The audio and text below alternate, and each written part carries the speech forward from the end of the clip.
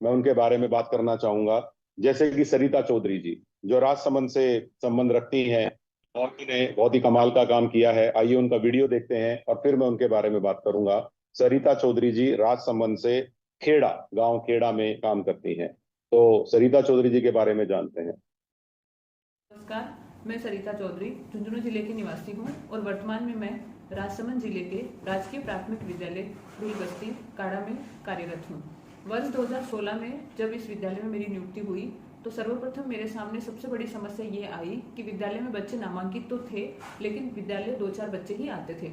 शुरुआत में तो ये समझ में नहीं आया कि किस तरह से बच्चों को स्कूल लाया जाए। फिर मैं धीरे धीरे बच्चों के पेरेंट्स से मैंने कांटेक्ट करना शुरू किया और उनको कन्विंस किया कि वो अपने बच्चों को विद्यालय भेजें, और साथ ही बच्चों को भी समझाया, और उनके घर जब जाती तो बच्चों को साथ में ही पकड़कर स्कूल लाती थी। उन्हें दिन भर स्कूल में रोक कर रखना एक बहुत बड़ा काम था। लिखना पढ़ना सिखाना तो बहुत दूर की बात थी। उसके बाद मैं बच्चों को विद्यालय लाने के बाद उनको कुछ रोचक एक्टिविटीज करवाती, गेम्स खिलवाती और कविताएं बुलवाती थी, जिससे बच्चों को विद्यालय में मजा आने लगा और बच्चे रोज स्कूल आने के लिए उत्सुक रहते थे और स्कूल में उपस्थिति भी बच्चों की बढ़ने लगी।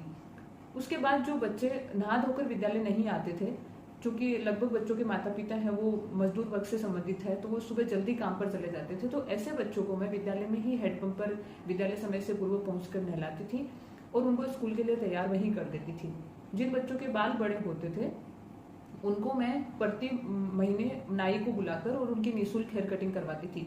साथ ही बच्चों को विद्यालय यूनिफॉर्म, टाई, बेल्ट, स्टेशनरी और जूते, जुराब, स्वेटर आदि भी मैं अपने खर्चे से उपलब्ध करवाने लगी। उससे बच्चों का रुझान विद्यालय के प्रति और बढ़ने लगा।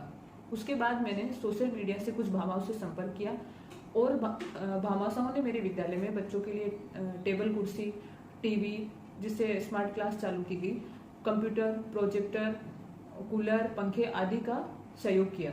इन सब कार्यों के बाद मेरे मन में एक विचार आया कि बच्चे तो स्कूल से जुड़ गए हैं, डेली स्कूल भी आते हैं, अच्छी पढ़ाई भी कर रहे हैं, साफ सुथरे बच्चे स्कूल आ रहे हैं, लेकिन बच्चों के साथ साथ उनके पेरेंट्स को भी पता होना चाहिए कि बच्चा 6 घंटे स्कूल जा रहा है तो वहाँ पे क्या सीख रहा है, स्कूल के शिक्षक उसको क्या पढ़ा रहे हैं। इसके लिए मैंने हर महीने विद्यालय में पेरेंट्स मीटिंग का आयोजन रखा और साथ ही साथ मासिक मातृत्व सम्मेलन का आयोजन किया, क्योंकि बच्चा होता है उसका उसकी माँ के साथ पिता की बजाय ज़्यादा लगाव होता है, और एक माँ होती है वो अपने बच्चे को बहुत अच्छे से जानती है।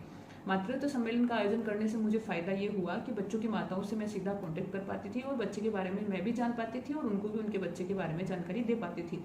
विद्यालय में कुछ बालिकाएं ऐसी थी जो पढ़ने में तो होशियार थी, और मेरा विद्यालय है वो प्राथमिक विद्यालय है, तो 5वीं तक पढ़ाई करने के बाद बालिकाएं आगे विद्यालय में किसी पारिवारिक स्थिति सही नहीं होने के कारण या किसी अन्य प्रॉब्लम के कारण वो स्कूल में नहीं जा पाती थी। तो ऐसी बच्चियों को मैंने चिन्हित किया और उनकी समस्याएं जानकर उनको जिस भी चीज़ की ज़रूरत होती थी वो मैं उनको उपलब्ध करवाती थी, और जहाँ तक वो पढ़ना चाहे उनकी पढ़ाई का संपूर्ण खर्चा मैंने वहन करने के लिए उनको गोद लिया, और तब से ये कार्य मैं निरंतर अभी तक कर रही हूँ।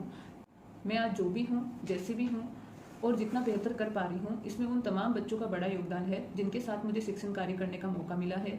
मैंने जिस भी काम को बच्चों के लिए किया या बच्चों के साथ किया उसमें मुझे पूरी सफलता मिली है और उसमें मैंने तन मन धन से काम किया है। मैंने ये देखा और अनुभव किया है कि अगर हम किसी काम को पूरी लगन और निष्ठा के साथ करते हैं तो हमें सफलता अवश्य मिलती है। मैंने अक्सर ये भी सुना है कि इन बच्चों को कितना भी सिखा दो इनको कुछ नहीं आता है, लेकिन ऐसा नहीं है। हर बच्चा सीख सकता है, हर बच्चा सीखना चाहता है, बस जरूरत है तो उसे निखारने की। धन्यवाद। तो आप लोगों ने देखा, सरिता चौधरी को झुंझुनू से संबंध रखती हैं और राजसमंद के ट्राइबल एरिया में काम करती हैं।